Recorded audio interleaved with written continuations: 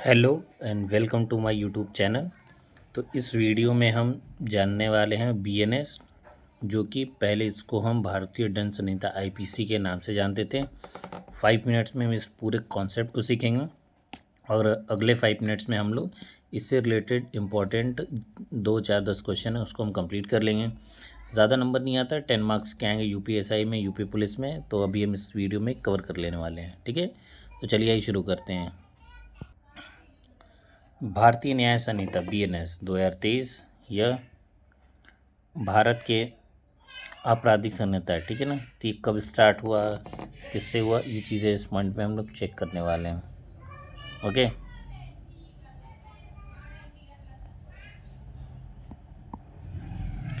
ठीक है। तो जुलाई 1, 2024 से भारतीय दंड संहिता 1860 को प्रस्थापित कर दिया है।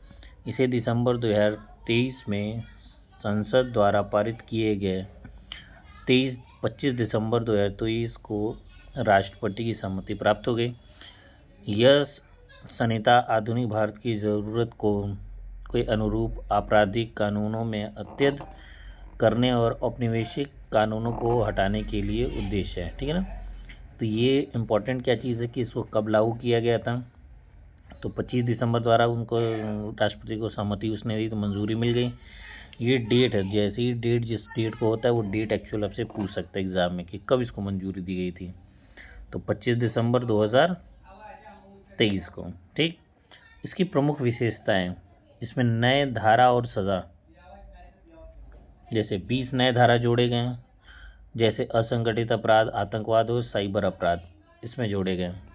19 पुराने प्रावधान हटाए गए, जिसमें व्यभिचार और अप्राकृतिक यौन अपराध धारा 377 जो आईपीसी की थी उसको हटा दिया गया है। 33 अपराधों के लिए कारावास की सज़ा बढ़ाई गई, 83 के लिए जुर्माना बढ़ाया गया और 23 के लिए न्यूनतम सज़ा अनिवार्य कर दी गई। तो एक बेसिक फैक्ट्स है जो कि जानना कि क्या क्या चेंजेस हुए हैं, कुछ भी इसमें से क्वेश्चन पूछ सकता है। 6 अपराधों के लिए आधुनिक सेवा की सज़ा शुरू की गई। नेक्स्ट जो सबसे इम्पोर्टेंट, ज़्यादा जोर भी दे रखा है उसने इस चीज़ पे कि महिला और बच्चों के लिए के खिलाफ जो अपराध है, जैसे बलात्कार है, यौन उत्पीड़न है, तस्करी जैसे अपराधों के लिए सख्त प्रावधान चेंज कर दिया गया है। सामूहिक बलात्कार में पीड़िता की वयस्क आयु 16 से बढ़ाकर 18 वर्ष कर दी गई है। 12 वर्ष से कम उम्र की बच्चियों के सामूहिक बलात्कार के लिए मृत्यु दंड का प्रावधान इसमें कर दिया गया, ठीक है ना। जिसमें आजीवन कारावास होता था, अभी उसको मृत्यु दंड कर दिया गया। नेक्स्ट थर्ड पॉइंट देखिए, राज्य के खिलाफ अपराध, मतलब कि राज्य के खिलाफ अगर कोई चीज़ काम करता है किसी स्टेट के खिलाफ या देश के खिलाफ, राज्य का मतलब स्टेट से भी है और देश से भी है। तो राजद्रोह सेडिशन को हटाकर भारत की संप्रभुता, एकता और अखंडता को खतरे में डालने वाले कृत्यों के लिए नया अपराध जोड़ा गया। इसी के द्वारा यूएपीए लग रहा है सब पे, ठीक है ना, यूएपीए,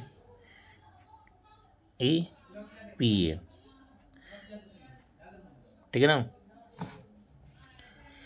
संपत्ति के खिलाफ अधिकार, नेक्स्ट संपत्ति के खिलाफ अधिकार, जैसे चोरी, डकैती, सेंधमारी, धोखाधड़ी जैसे अपराधों को बराबर रखा गया, सब एक बराबर है। मतलब चोरी करो तो भी उतनी सज़ा, डकैती मारो तो भी उतनी सज़ा, सेंध मारो तो भी उतनी सज़ा।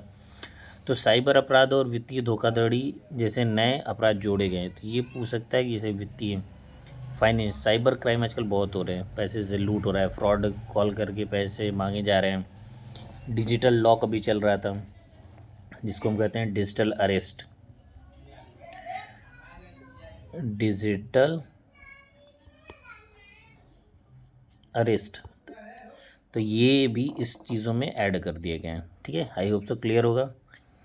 लिंग तटस्थता, कुछ अपराधों जैसे कि सील भंग, आउटरीच मोडेसी जैसे छिपकर ताकना को लिंग तटस्थ बनाया गया है ताकि पुरुष को महिलाओं पर दोनों लागू हों।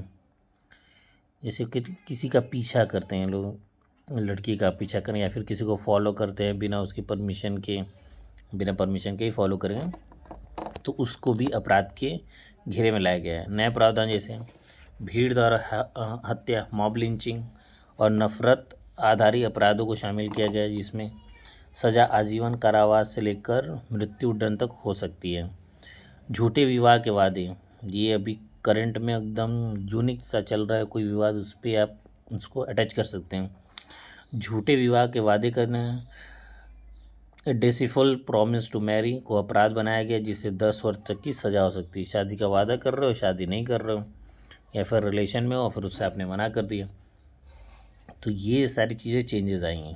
ठीक है, नेक्स्ट संरचना, इसके बारे में थोड़ा स्ट्रक्चर के बारे में समझ लेते हैं, क्या क्या है पूरा टोटल इम्पोर्टेंट है एकदम। ये लाइन बीएनएस में 20 अध्याय और 358 धारा, एकदम एग्जैक्ट वन लाइन क्वेश्चन बन सकता है कितने अध्याय हैं, तो 20 अध्याय हैं, 358 धाराएं, जो आईपीसी संरचना से मिलती जुलती थोड़ी सी है, बस उसमें 395 95 था। प्रमुख धाराओं में शामिल जैसे प्रारंभिक सजा, सामान्य अपराध, अभ्यस्त अपराध, महिलाओं और बच्चों के खिलाफ अपराध, मानव शरीर के खिलाफ अपराध और संपत्ति के खिलाफ अपराध, ये सब मेन चीज़ में शामिल कर रखा गया। अब इसकी आलोचना क्या है, थोड़ी सी इसकी निगेटिविटी भी जान लेते हैं।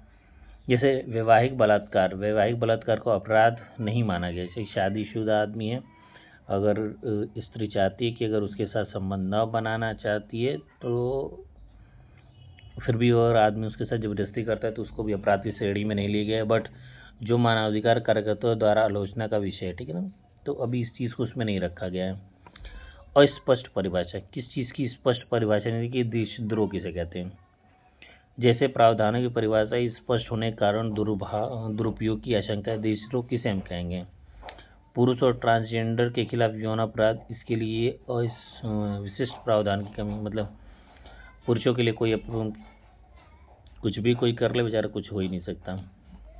कम विधेयी जांच, संसद में बिलों को जल्दबाजी में पारित करने की आलोचना, ये सब तो कॉमन सी चीज़ हैं, बट ये दोनों जो फर्स्ट और सेकंड पॉइंट है वो विषय हो सकता है।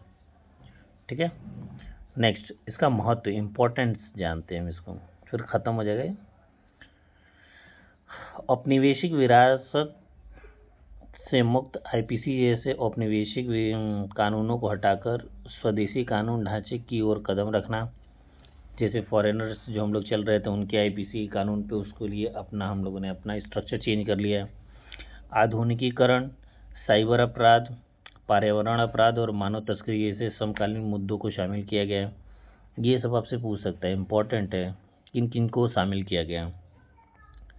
न्याय केंद्रित दृष्टिकोण में क्या आता है, देखिए ध्यान से, दंड के बजाय न्याय पर जोर दिया गया है ज़्यादा, जैसे सामुदायिक सेवा और पीड़ित केंद्रित प्रावधान, इन सबको उसमें शामिल किया गया। तो ये सब पूरा पढ़ने के बाद हमने निष्कर्ष क्या निकाला है, वो मैंने जो निकाला है वो देख लिए। भारतीय जो न्याय संहिता 2023 एक व्यापक और आधुनिक अपराध कानून ढांचा प्रदान करती है, जो भारत की बदलती सामाजिक और तकनीकी ज़रूरतों को संबोधित करता है। हालांकि इसकी कुछ अस्पष्टताओं और कमियों को दूर करने के लिए सुधार की आवश्यकता भी है। ठीक है ना, तो ये रहा पूरा वीडियो बीएनएस पे जो आईपीसी है। अब इस तो स्ट्रक्चर्ड हो गया, अब आप कहिए तो मैं पूरे एक एक धाराओं को पूरा एक्सप्लेन करके उसके वीडियोस में ऑलरेडी डाल रखे हैं। एमसीक्यूज फॉर्मेट में आप ज़्यादा पढ़ेंगे तो बेटर रहेगा।